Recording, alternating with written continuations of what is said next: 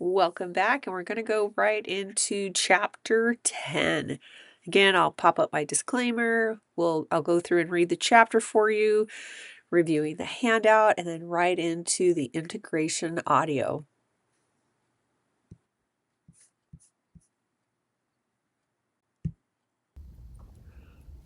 The Residue of Trauma, Chapter 10.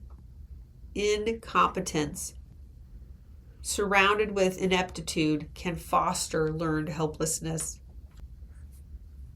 Quote, "Never ascribe to malice that which is adequately explained by incompetence." Author unknown.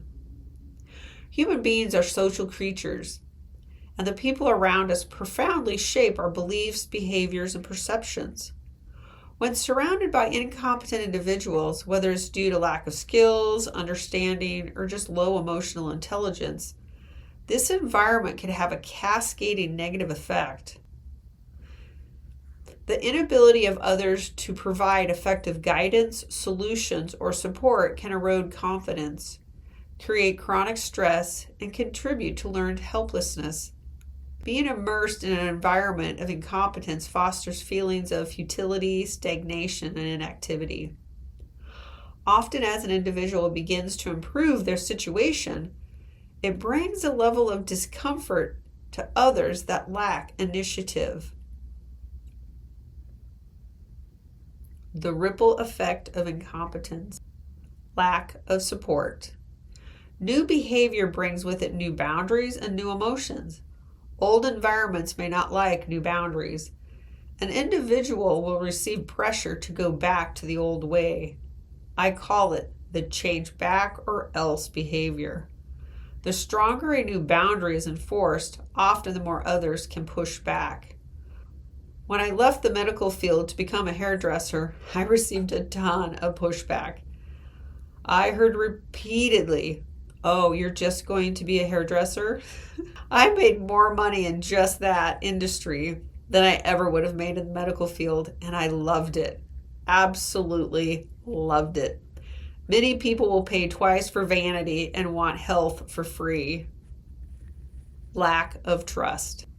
When surrounded by individuals who consistently fail to deliver on promises, provide inaccurate guidance, or can't handle responsibilities effectively, trust erodes. This lack of trust can generalize, making individuals skeptical of seeking help or collaborating with others in a group. Lack of accountability. Inept environments often shift the responsibility for problem solving to the most capable individuals in the group. This creates an overwhelming burden on the capable, competent folks, leading to burnout and reinforcing the belief that success is impossible, no matter how much effort is applied. In my first marriage, I overfunctioned a lot, meddling, as my grandmother would say. During marriage counseling, I was instructed not to do for my partner things a grown adult can do for themselves. We were divorced in 3 months. It was so freeing for me, and I'm sure it was a miserable experience for him. Sometimes when you level up, others try to bring you down. Don't let that happen. Lack of skill development. Children or adults exposed to incompetent leadership, mentorship, or peer behavior can internalize ineffective strategies, further hindering one's growth from a lack of strong role models. These individuals lack the tools to approach challenges constructively. If you aren't getting results, you need to evaluate your strategies. Lack of success. Being surrounded by incompetence leads to repeated failures, mismanagements, stuck in crisis management mode, creating a chaotic, high-stress environment. Constantly struggling or watching others struggle can reinforce the feeling of helplessness, as efforts to improve the situation seem doomed. Normalizing dysfunction. In an environment where incompetence is pervasive, dysfunction becomes the norm. It becomes difficult to decipher what is helpful and what is not. It becomes easy to passively follow the dysfunction. This creates a loop of frustration or passivity. Over time, individuals stop learning new skills and they can fall behind. Even in situations where success is possible, it may seem like everyone is doing it. Doesn't mean it's helpful, safe, or healthy. Lack of positive emotions. A pervasive sense of defeat can amplify negative feelings and slowly drain proactive individuals. The emotions of others tend to rub off on each other the longer they are around each other, positively or negatively. Remember the mirror neurons? If you realize you have fallen into any of the above patterns, it's possible to break free from these influences. You will need to take deliberate steps to counteract the negative effects and reclaim your agency. Recognizing the problem. Acknowledging the impact of others' behavior is the first step. Journaling to reflect can be an effective tool for clarity about which people and which behaviors are most frustrating. Being able to decipher which patterns are coming from external factors rather than your own personal shortcomings. Keep breathing. I know it's hard to hear. Gives a clear direction for growth. Once external factors are located, an individual can buffer themselves from them. Begin to build strategies for self-reliance and boundaries. Getting clear on personal shortcomings also allows a clear path to improving the situation. The goal isn't to change others. The goal is to not get sucked into a downward spiral in life. Finding competent allies. Once you've figured out your plan of action, actively seeking out relationships with individuals who demonstrate competency, reliability, and good problem-solving skills. Surround yourself with as many capable role models as possible. Having one other person to positively interact with can provoke change quickly in your life. Like one positive thought can blot out many negative thoughts. One positively constructive person in life can blot out many negative people in life. The people you partner with in life can make or break you. One person can ruin your life if you let them. Creative boundaries. To limit the influence of incompetent individuals involves critical thinking and decisions. It may be impossible to eliminate certain incompetent people from life. However, decreasing the amount of time you spend with them will help. Developing better communication skills often decreases their influence. Some individuals can take this step too far and eliminate everyone out of their life that they feel does not support them. I am not suggesting this. I am suggesting concentrating on areas where specific efforts can yield results, even within a dysfunctional environment. While challenging because it can be hard to shift the cycle of dysfunction, an individual can work towards decreasing its effect on them. Even in the face of incompetence, individuals can reclaim their power by focusing on personal growth and self-efficacy, investing in skill development, pursuing opportunities, embracing new skills and strategies for navigating challenging situations with people. Learning to trust your own judgment and celebrating your accomplishments without relying on positive acknowledgement from others. When possible, build or join communities that prioritize collaboration, growth, and competence. By recognizing the dynamics of your environment and taking proactive steps to build competence, reliance, and agency, you can break free from the dysfunctional cycles of learned helplessness. While an individual may not be able to control the action of others, they have the power to choose how to respond and where to direct their energies and efforts. By practicing new choices and aligning with supportive individuals and environments, you can rewrite the narrative and take charge with forward growth and success. This is the end of chapter 10. And how was that? Many points to ponder. So we're going to go through the questions real quick before we jump into the audio. And I do want to mention, because one of the questions is, what boundary is the hardest to enforce consistently? And this is where I kind of differ a little bit from people that are like, you need to, create boundaries and tell people about them. I kind of disagree with that. Boundaries are for us. Boundaries aren't really for other people. And people will either bump into our boundaries, experience our boundaries. They may or may not respect our boundaries. I don't feel that you have to have a bunch of conversations about your boundaries. You just have to enforce them. Now, you can have more, I believe they call it AIDE, AIDE, where you ask, you insist, you demand, and then enforce. That works for some individuals. I have a tendency to ask and then enforce. I don't always insist and then demand, because if somebody tells me no, I mean, I may not stand there and argue my case. I'm just going to kind of move on to my next options. So when we ponder this chapter, I really want you to be focused on you, because I know it talks about people being incompetent and all the stuff that's going on around you. But I want you to really focus on, what are those things within you that need to shift? So then you're going to see your environment different. And then that allows you to respond differently to what's going on around you. This isn't about everybody else around you. This is about what's going on inside of you and how it's getting reflected in how you respond to your environment. I hope that makes sense. So real quickly, so we can continue to bring up things in our active experience, is, where do you need support? I still sometimes kind of suck at asking for support. I kind of got to figure it out first sometimes. Where do you feel you failed yourself? If that applies.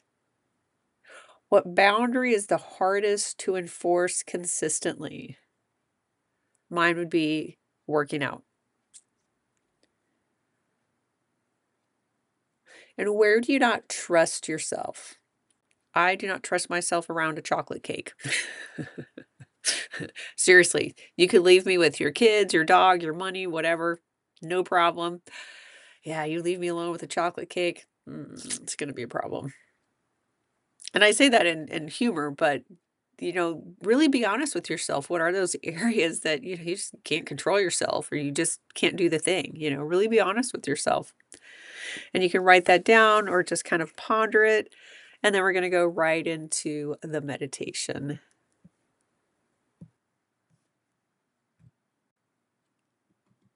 Now we're ready to move on to chapter 10. I'm Gina.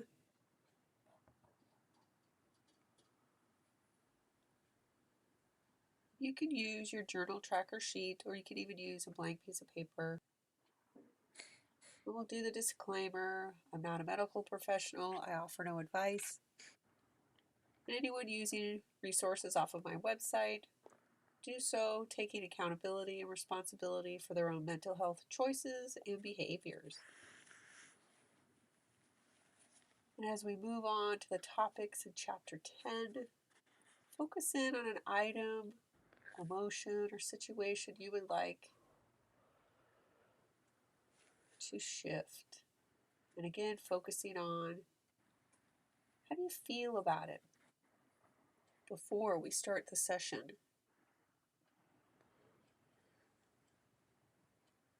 You can use a scale of 0 to 10. 10 is up, not a big deal. 0 is it's horrible. You'll be somewhere in between those two. And you want to pick something that has a good level of discomfort for you.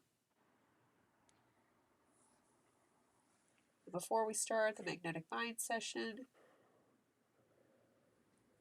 we set that session up by first of all focusing on, what are the things we are doing right?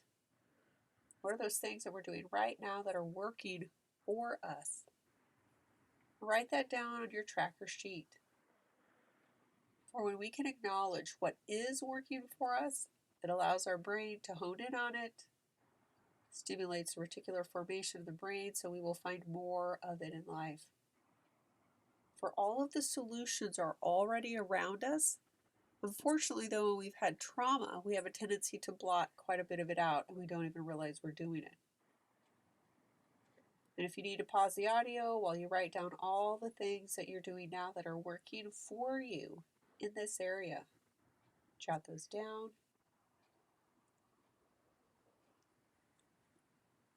And then on our next one is, what do you want to create? What are those new feelings, new behaviors, new people, new emotions you want to bring into your life? You want to be able to see in your surroundings, to feel. Write those down. It's all part of the magnetic mind session. And as we proceed into the more active portion,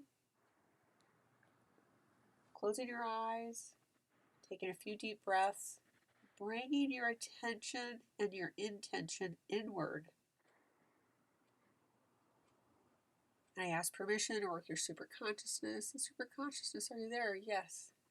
The superconsciousness, as we go through this, I want to set up the generative cycle of the 5 elements. Yes, we can do that. And when ready, do a massive history change and everything after that to set up that generative cycle of the 5 elements. And that's fire, wood, water, metal, air. You could Google it online if I didn't get those correctly. But it's the 5 elements. And as we go to our first question, where do you need support? Do you need emotional support? Do you need financial support? Maybe you need nutritional support. Maybe you need energetic support. Where do you need support? And how does it make you feel to ask others for support? The superconsciousness, everything that they're bringing into the active experience, we ask you to take and treat it with a massive history change and everything after that. Treating all discomfort for having a need. Anywhere they've been punished for having a need, ignored for having a need, made to feel guilty or shamed for having a need, treat that. Balancing the nervous system, balancing the limbic brain, and allowing the prefrontal cortex to come online again. And when ready, do a massive history change and everything after that. Breathing and noticing. The superconsciousness, treat all anxiety, treat all fidgeting, treat all discomfort, dis-ease related to this feeling of wanting to avoid asking for support, wanting to avoid acknowledging and accepting, I have a need. Treat that with a massive history change and everything after that. The superconsciousness again, please treat all hypervigilance. Treat all areas where we do everything to avoid having a need. And treat all areas where we feel needy. Treat all those areas where we feel we have to cling to others or cling to food, clinging to certain people because we have a belief we can't get our needs met or we're not worthy. Superconsciousness, treat all of that with a massive history change and everything after that. Treating all anger, treating all resentment, treating all shame and humiliation, treating all those shaky, fragile parts that have been taught that it's not safe to have a need.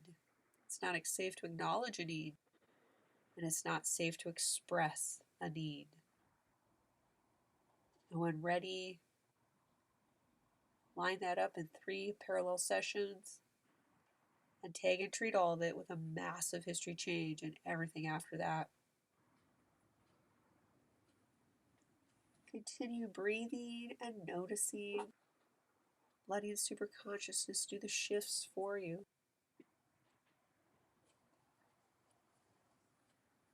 The superconsciousness, anywhere where it's uncomfortable to feel vulnerable, it's uncomfortable to feel seen, it's uncomfortable to feel exposed to others or self.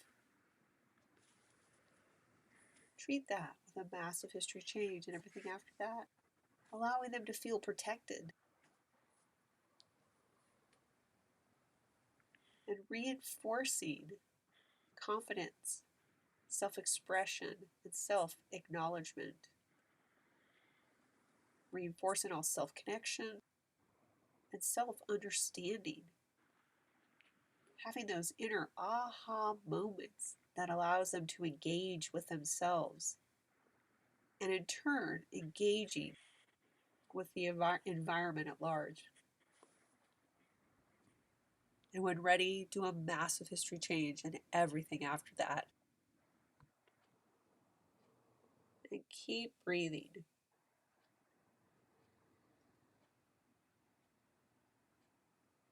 Having a need and asking for support is such a challenging topic for many, especially those that have any residues of trauma.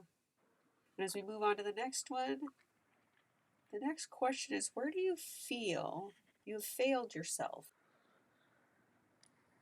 Where have you sold yourself out? Where have you said you're not a big deal? And allow those to come into your active experience.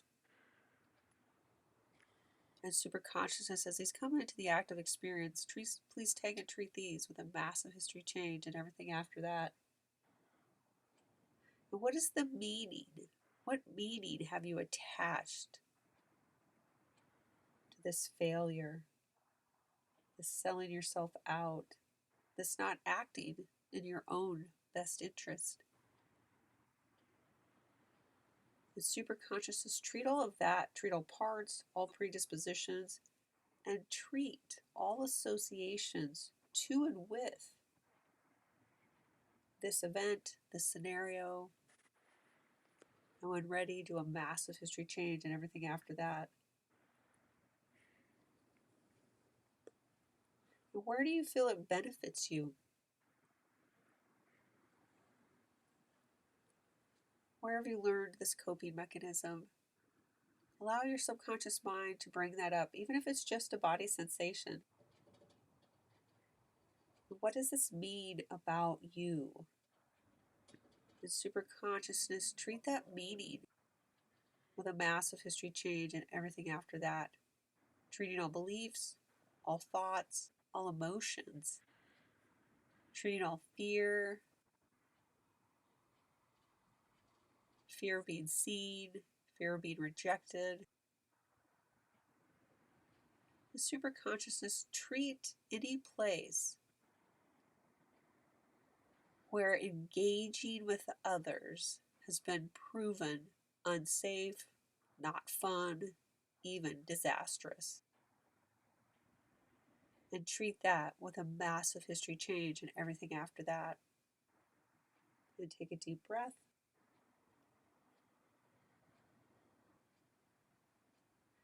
And take a moment and focus on if you've ever been told by another that you failed, you'll be a failure, you'll never amount to much, any of that. Bring that into your active experience so we can treat that. In superconsciousness, please treat anywhere where somebody else's projections of their failures, of their low self-esteem, of their negative emotions were projected onto us. And do a disassociation and association process to disassociate all that is not ours and to reassociate all that is ours. And then do a massive history change and everything after that. Treating all foreign fields that are not ours and treating them until they can fall away into everlasting happiness. And fields, may you find peace. And superconsciousness, again, call back our energies, our parts, our beliefs, our emotions, to build a strong self-identity. And where possible, treat that with a massive history change and everything after that. Anchoring it firmly into the heart and the nervous system. Breathing and noticing. Breathing and noticing. Strengthening the core center of self. Strengthening our preferences over another's. So we can experience ourself as our own identity and not through the identity of others. And then we move on to the next question. What boundary is the hardest to enforce consistently?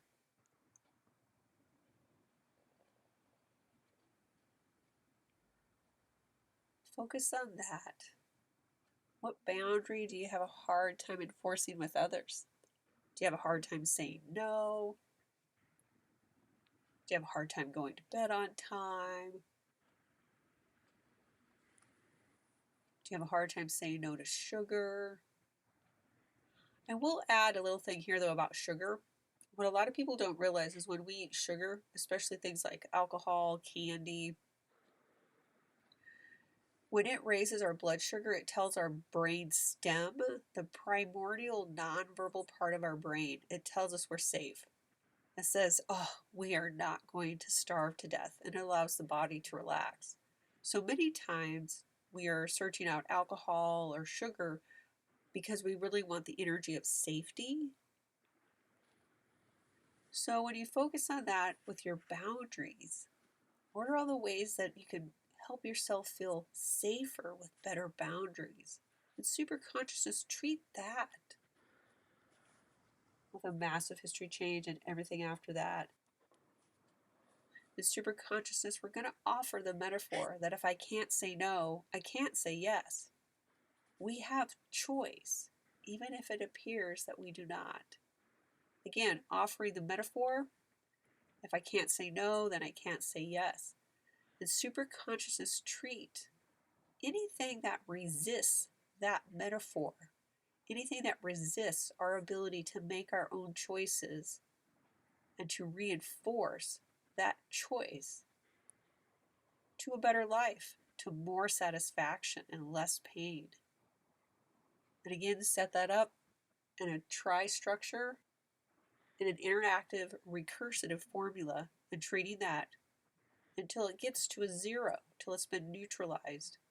And then reinforce positive feelings around boundaries, positive emotions around it's okay to say no. People tell us no all the time. Reinforce our ability to see and respect other people's boundaries and the ability to see and respect our own boundaries. And super consciousness, when ready, treat that with a massive history change and everything after that. Reinforcing self-acceptance and the ability to see ourselves clearly. And as we move into the last question, and again, taking a deep breath, where do you not trust yourself? In super consciousness, we're going to offer the metaphor that I don't have to trust anybody else. I just have to trust myself. And the way to look at this is, many times we'll say, I want to trust XYZ. Well, you can. You can see people clearly. You can trust them to not be on time. You can trust them to lie to you. You can trust them if you pay attention to their behavior, not their words. The problem is we want to trust them for something they're not able to do or to be trustworthy for. That's the conflict. So super consciousness, bring that conflict up so it can be treated.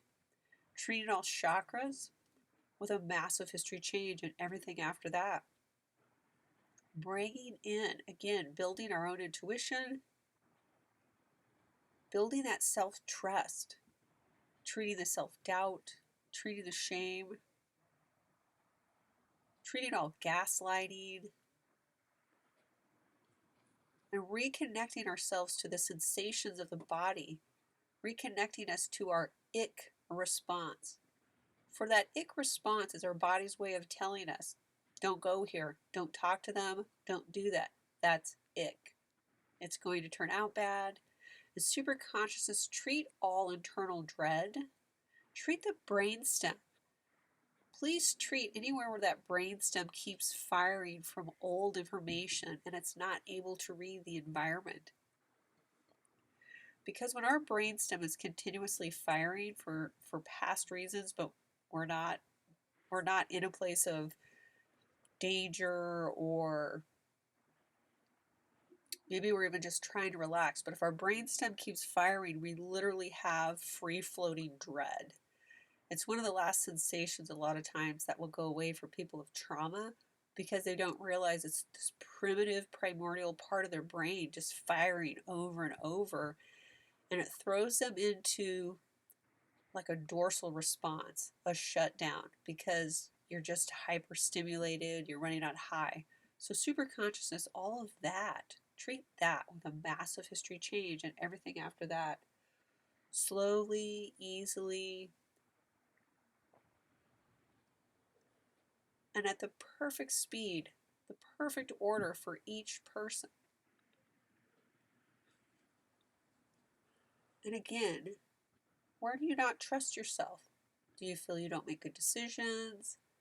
Do you feel others manipulate you into doing things you don't want and then you're resentful? Do you doubt your own intuition? Is superconsciousness anywhere where they're addicted to listening to the words instead of another person's behavior? We ask you to take and treat that with a massive history change and everything after that. And again, treating all, adding and subtracting, the basic neural network and the visual system, the auditory system, and the heart system. Superconsciousness, please make it obvious to them when others are lying to them. Even if it's just because the other person's lying to themselves, so that they're lying to them. Make that clear. And many times we'll know when other people are lying to us because it makes us angry. And we may not know why, but it's the body's response to false information. So super consciousness with all of that, bring that into the conscious experience. Bring that up through all chakras and vessels, and then when appropriate, treat it with a massive history change and everything after that. And when that's complete, align them with their own sovereignty, align them with their own ability to see their truth, to hear their truth, and to see and hear other people's truth, whether the other person's aware of it or not. And when ready, treat that with a massive history change and everything after that. Again, taking a deep breath, breathing and noticing. And super consciousness, begin the closing procedures. And again, if there was anything we can treat from the last session until now, if we have not covered it already, please treat that now, if appropriate and safe. And please anchor everything we've touched today into the matrix of the universe. All memories, all levels of physiology. And again, between now and the next session, take anything that is disempowering and trade it out for self-empowering beliefs, emotions, feelings, and meanings. And again, you can do this chapter over and over. It's a powerful chapter to repeat. And when ready, I will see you in chapter 11. How was chapter 10 for you? Did you get any old memories that popped up? Any body sensations? You can let me know in the comments. And again, most importantly, let me know what other audios or videos you need on the topics that aren't shifting for you. There's always an underlying reason. And I always find it interesting because a lot of times when clients would come in, they're like, why do I have this? What's causing this? And when we would really go in and start kind of experimenting and kind of excavating through their subconscious mind, it's never what we thought it was. It's never what we think. And I never know until, we get started. So this definitely is a journey of experiencing yourself, your life, your feelings, your points of view, your all of that. And again, you can subscribe, leave me comments on what you need to help you move forward in your life, and I will see you in the next chapter.